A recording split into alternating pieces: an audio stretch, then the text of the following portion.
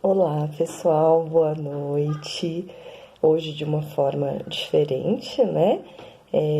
Mas que não nos deixa de estar em contato com o conhecimento. Vamos lá, para nossa aula do dia 23/3, conteúdos e metodologias do ensino de língua portuguesa. Bom, hoje o que temos preparado? A introdução. Embora a nossa disciplina seja voltada para a língua portuguesa, não poderia deixar de compartilhar alguns slides que traduzem o ensino de matemática através da compreensão e interpretação da vida diária. Por que será que muitos alunos são 10 na vida e 0 na escola? Buscaremos refletir um pouco sobre esse estudo porque implica diretamente no estudo e compreensão da nossa língua portuguesa. E visto ainda que a matemática nos encaminha à lógica da compreensão do bilinguismo, lembra? Muitos são e serão nossas reflexões de vida para a vida cotidiana, refletindo sobre metodologias de ensino ativas, já que estamos nos formando polivalentes, aptos a lecionar na educação infantil e de 1º ao 5º ano do ensino fundamental. No mínimo, passos que iremos galgar rumo aos nossos objetivos dentro da área da educação, certo? Então, na introdução ficou bastante claro que nós abordaremos alguns aspectos da questão matemática, da leitura e interpretação, e quais as contribuições metodológicas que elas têm para os dias atuais. Então, assim, na sequência, essa contribuição é de Terezinha Nunes, David Carrer e Ana Lúcia Schillmann. A matemática na vida cotidiana, psicologia, matemática e educação. Quem diria, né? Por mais que nós conheçamos que a psicologia ela está em tudo, né? Nós ainda permeamos aquela questão em que parte que eu posso esmiuçar essa questão da psicologia. Nós mesmos temos muitos anseios em relação a isso, algo que funciona ou não funciona propriamente falando. Na vida 10, na escola 0, né, os contextos culturais da aprendizagem da matemática. Interessante, né? Quem nunca teve contato com alguém que é ótimo em cálculo mental, faz tudo com muita tranquilidade, mas que na hora de registrar é um problema, né? O que será que acontece com essas crianças, com esses adultos, né? Que depois eles se tornam adultos, o que acontece? Então aí entra no outro tópico que é matemática escrita versus matemática oral. Então assim, as condições de muitos os levam a colocar em prática e a saber mais da prática do que da própria teoria. Então, essa escolarização formal versus experiência prática na resolução de problemas, né? Então, assim, o que a escola geralmente vem exigir, o que a escola vem trabalhar, é justamente assim, ensinar a teoria para depois ir para a prática. Quando, na verdade, muito eles sabem fazer, né? Muito eles conseguem aplicar, mas na hora de reverter para a escrita, eles não veem muito sentido, né? A prática é muito mais palpável, muito mais significativa. Então, assim, a compreensão da análise combinatória, desenvolvimento, aprendizagem escolar e experiência diária. Então, há muito tempo já vem se discutindo essa possibilidade de trazer a realidade do aluno. Só que aí dá interpretações dúbias, né? Eu vou desconsiderar o que a teoria, o que os estudiosos têm pontuado para só considerar a bagagem do aluno? Não, até porque bagagem você tem hora e você carrega, hora você deixa à parte. Então, assim, existem muitos trabalhos práticos e a feira, né, esses trabalhos, assim, no caso de vendedores ambulantes, são bem exemplificados na prática de muitos, né, que têm um contato ali diário ou com os próprios pais ou eles em si mesmos. Então, assim, qual que é o primeiro conceito que a gente vem trabalhar na noite de hoje? O primeiro conceito é de quantidades e números, né? Olha, a diferença entre quantidades e números é um tema que exploramos repetidamente na comparação entre a matemática na rua e na escola. Os números são usados para representar quantidades. Por exemplo, na expressão 5 abacates, o número 5 representa a quantidade de abacates. mas podemos pensar sobre quantidades sem usar números. Por exemplo, se Paulo é maior do que João e João é maior do que Pedro, podemos concluir que Paulo é maior do que Pedro, sem saber qual é a altura de cada um. Olha que interessante. Através dessa afirmação, a gente chega à seguinte conclusão, de que a matemática ela está em tudo nas nossas vidas. O tempo todo a matemática está presente. E a gente a simplifica ou complica, né? Ou complica, na verdade. Dificulta esse processo na escola, quando a gente está preocupado só em ensinar conceitos e não extrair da prática estes conceitos. Já são práticas nas quais a gente tem familiaridade, mas a gente insiste em reproduzir aquilo da forma como nós aprendemos. Então, este foi o primeiro conceito. O segundo conceito é o raciocínio multiplicativo, que não pode ser reduzido a adições repetitivas, né? Então, assim, quem consegue extrapolar isso na sua vivência é porque é um meio de subsistência, né? Então, aquilo que a gente se apropria com mais facilidade é porque é um meio de sobrevivência, né? Isso é fato.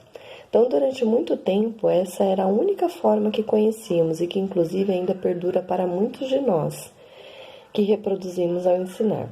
Todavia, tem um conceito muito eficaz nesse processo, nesse encaminhamento didático-metodológico, ao qual apenas quem está na vida consegue extrapolar, porque adquiriu meios de subsistência, ou seja, é capaz de extrair da mente as possibilidades ímpares de recursos, conexões que somos capazes de fazer ao se ver dentro de uma possibilidade do ganha-ganha, né?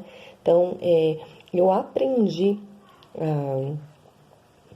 como é que fala, né? Eu aprendi esse meio, né? Esse raciocínio devido às minhas vendas, né? Devido à necessidade de trazer o sustento, onde eu não posso perder.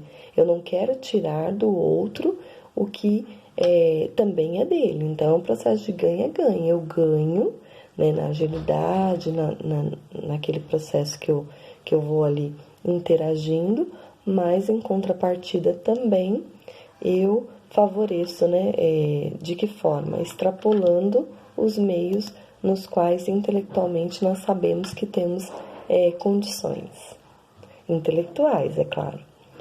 O terceiro conceito é o ensino da matemática como a apropriação de modelos de pensamento.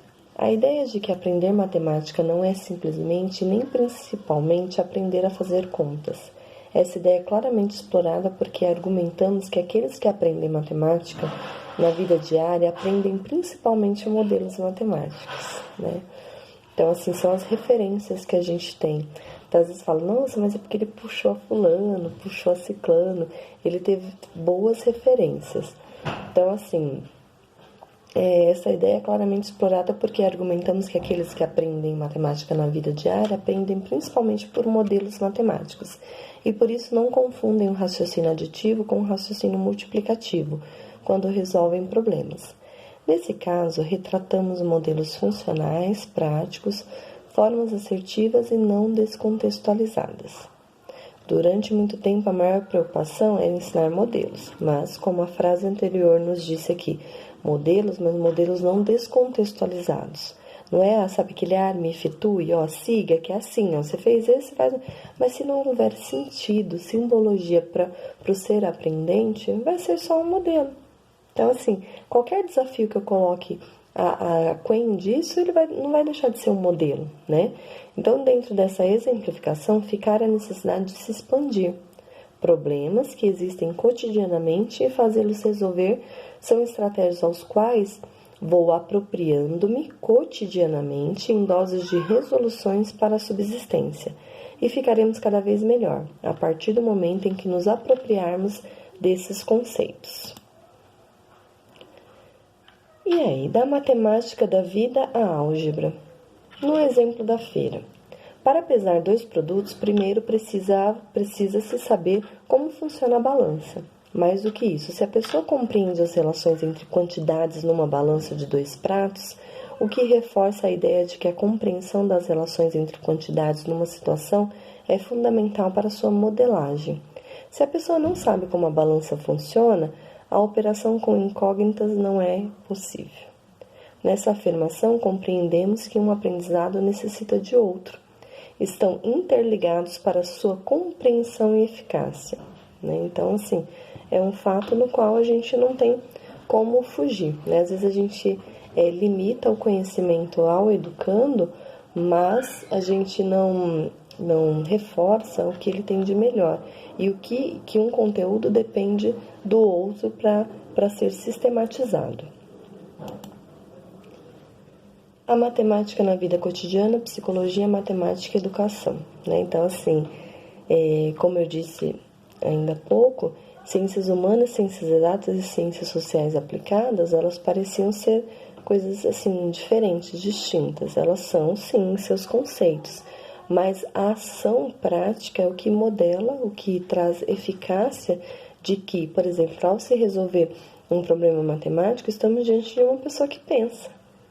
E essa pessoa que pensa, ela é vista o quê? Pela psicologia, né? Como que ela consegue aprender, qual é o processo dela de interação, se o meio está influenciando nesse processo de apreensão do que culturalmente essa pessoa precisa saber. Então, assim, nos corredores da ciência, psicologia, matemática e educação são disciplinas diferentes, de lugares diferentes, sim. São ciências humanas, ciências exatas, ciências sociais aplicadas.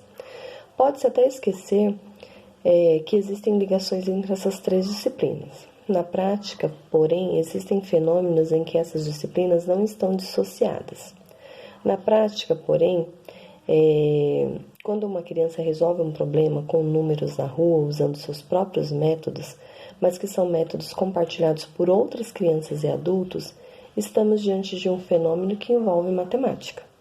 Devido ao conteúdo do problema, psicologia, porque a criança certamente raciocinou. A educação, porque queremos saber como ela aprendeu a resolver problemas desse jeito. Podemos separar a matemática da psicologia do pensamento enquanto ciências, mas não podemos separá-las enquanto fenômenos acontecendo na prática. Quando alguém resolve um problema de matemática, estamos diante de uma pessoa que pensa. Então, assim, até esse bloqueio que a gente tem da matemática, que vem passando de geração em geração, né, a gente se remete ao conteúdo da nossa aula, de metodologia. Então, assim, as metodologias aí, elas têm uma força muito, muito grande, né?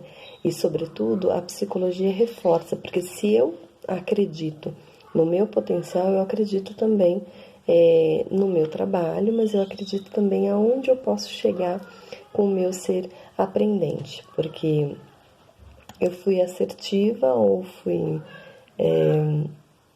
não seria o termo infeliz, né, mas conceitualmente eu não consegui atingir esse ser como ele deveria ser, né? Então, nos cabe esse processo de formação.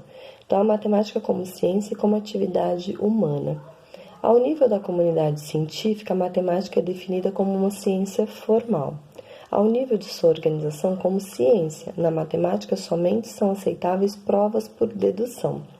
No entanto, a matemática não é apenas uma ciência, é também uma forma de atividade humana. Ao nível da atividade humana, a construção da matemática não é realizada necessariamente pelas leis da lógica. Uma descoberta em matemática pode, na verdade, ocorrer por indução, sendo o processo de prova posterior. A prova teria, para o indivíduo neste caso, não uma função de criação de novos conhecimentos, mas de demonstração de algo já descoberto. Para a comunidade científica, no entanto, a prova mereceria o status de novidade ou descoberta. Então, assim, a matemática é uma ciência porque ela precisa ser comprovada, né? Então, assim, através de dedução. Então, assim, são provas concretas, provas palpáveis. Então, assim, por isso que ela é uma ciência formal, por isso que ela não dá dúbia interpretação. Matemática e psicologia, teoria e método. Piaget foi, dentre os estudiosos da psicologia, quem mais contribuiu para que viéssemos a reconhecer que a lógica e a matemática podem ser tratadas como formas de organização da atividade intelectual humana. Seus estudos incentivam os pesquisadores interessados na análise do raciocínio a tentarem explicitar os conhecimentos lógico-matemáticos implícitos quando resolvemos problemas de determinadas maneiras. Piaget aponta, por exemplo, o fato de que o bebê que tenta pegar um objeto que está escondido por um anteparo deve ter organizado uma compreensão do espaço que envolve relações como na frente e atrás. Senão o bebê, ao ver o objeto desaparecer, não saberia onde procurá-lo. Tá vendo? Conceitualmente, algumas coisas a gente já traz conosco, né, para o âmbito escolar. Então, assim, são questões que os pais, a gente já trabalharam com a gente, só que não tem a denominação. Então, aí é que entra o papel da escola para denominar o que conceitualmente a matemática formal nos propõe enquanto trabalho. Então, assim, aquela questão, minha criança é muito jovem, muito nova, ela não tem condições de aprender isso, ela é muito imatura. Não, os estudos comprovam que cada vez mais nós sabemos que sabemos, ou que nada sabemos, porque a gente está sempre aprendendo, mas na verdade a gente tem que fazer essa ponte, essa interligação, essa conexão. Assim sendo, agora vamos lá. Temos algumas questões nas quais eu preciso que vocês me respondam e encaminhem, né? Então, pode pelo bloco de notas, né? Pelas atividades como um todo. Então, assim, ou no portal, cada um de acordo com as suas condições. Que a gente está no momento no qual o conhecimento ele não pode deixar de fluir. Então, assim, para mim não é nada fácil estar gravando o vídeo aqui, dispondo dos recursos que eu tenho, condições, mas a gente busca fazer o melhor para que flua esse processo de construção do conhecimento. Então, o que fazer na escola se constatamos que as crianças sabem mais matemática fora da sala de aula? Então, na sua opinião, futuro professor, o que fazer? Se você constatar que ele sabe mais do que ele registra, do que ele coloca no papel. O que ensinar na escola se as crianças já aprendem muito fora da sala de aula? Será que tem ainda o que ensinar? A gente fala, eles estão vindo tão sabidos. Então, assim, a gente ainda tem algum papel para mediar essa construção do conhecimento? Que postura deve ter o professor? Que motivações deve buscar para sua aula? Que contratos pedagógicos deve fazer se ficar constatado que as relações interpessoais influenciam até mesmo a utilização de estruturas lógico-matemáticas, que pareciam tão imunes às influências sociais por fazerem parte das ciências exatas? Nossa, complexa essa, né? Aqui estaria basicamente uma rotina, né? Nós estamos prestes a assumir uma sala, né? Vocês estão passos cada vez mais próximos de assumir. E pensando nesse campo, né, que é de abrangência nacional, formacional, né, a área de língua portuguesa, a área de matemática, de que maneira que eu posso organizar? Nós sabemos que a relação interpessoal ela é insubstituível, né? Tanto que por isso que a nossa relutância em estar através desse meio mesmo de comunicação, em acessar um portal no qual a universidade está gerindo, principalmente em meio a essa situação de pandemia social, a gente precisa pensar no próximo, então por conta disso, né, pensar em nós, para que, pensando no próximo, cada vez mais a gente vai aperfeiçoando-nos enquanto seres humanos. Então, assim, o que eu faria? Né? Nesse momento eu estou aqui superando minhas preocupações, minha angústia, mas eu tenho que fazer essa aula chegar até vocês. Então, de que forma que eu fiz? Através do e-mail da sala, através do WhatsApp, né? Na própria representante, no qual ela passará também esse meu vídeo. E das 19 horas até as 10 eu estarei lá no portal, respondendo dúvidas, conversando, olhando o material de quem consegue interagir. Então, eu creio que a nossa aula tem de ser também produtiva, embora não presencialmente, né? Então, assim, Eu estou sendo um exemplo dessa questão aqui número 3, né, que é a relação interpessoal. Eu sei que ela é insubstituível, mas a gente cria mecanismos para nos tornar possível, né, que isso chegue a todos. Então, assim, nesse contexto da matemática não pode ser diferente também. Próxima, né? Quando uma solução matemática é negociada na rua, numa venda na feira, numa aposta, no jogo de bicho, ela reflete os rituais da cultura para a situação, não apenas as estruturas matemáticas subjacentes. Mas como é que os indivíduos aprendem esses rituais cheios de lógica e matemática, sem os benefícios da instrução sistemática? Que explicações teremos para o fracasso da criança em sala de aula se ela for bem sucedida nas tarefas cotidianas que envolvem estruturas lógicos-matemáticas? Eita, essa é complicada, porque quem não se deparou ainda pode vir a se deparar com pais que falam assim: mas meu filho sabe, em casa ele faz tudo, ele ajuda o pai dele no mercado, né? Ele isso, ele aquilo. E aí a gente precisa reforçar e repetir aquela velha sistemática. Olha, paizinho, mãezinha, tio, tia, vovó, né? Hoje são vários que cuidam aí, que zelam pela manutenção desse processo de aprendizagem da criança. Zelam, assim, de uma forma de acompanhar, manter na escola e às vezes até exigir do professor. Falar, olha, ele precisa de registro. Se ele não tem registro aqui, a gente precisa criar condições para que ele registre. Eu sei o quanto ele é inteligente, eu sei o quanto ele é capaz, mas ele precisa registrar. Sem o registro, eu não ganho aquela força que eu preciso para efetivamente fazer valer esse processo instrucional. Por fim, assim, por hora, né? Considerações parciais. Esse assunto é inesgotável, porque cada novo ano, nova turma e, com isso, novos projetos e novas formas de aprender a aprender. Fomentamos aqui uma reflexão para trazer o aporte de que na vida muitos de nossos educandos são 10, mas na escola, se irmos ao extremo, são 0. Resultado de uma ação que não contextualiza a vivência extraclasse para trazer mais significado ao aprender a fazer. Um não é mais importante do que o outro, pelo contrário, são complementares. Indicam que há fracasso de alguma parte e que isso precisa ser visto, repensado e potencializado a partir da premissa dessa resolução de problemas na vida cotidiana e escolar. Então, não se esqueçam, tem atividade para resolver, para refletir, me entregar, e nós vamos para o segundo vídeo. Até mais!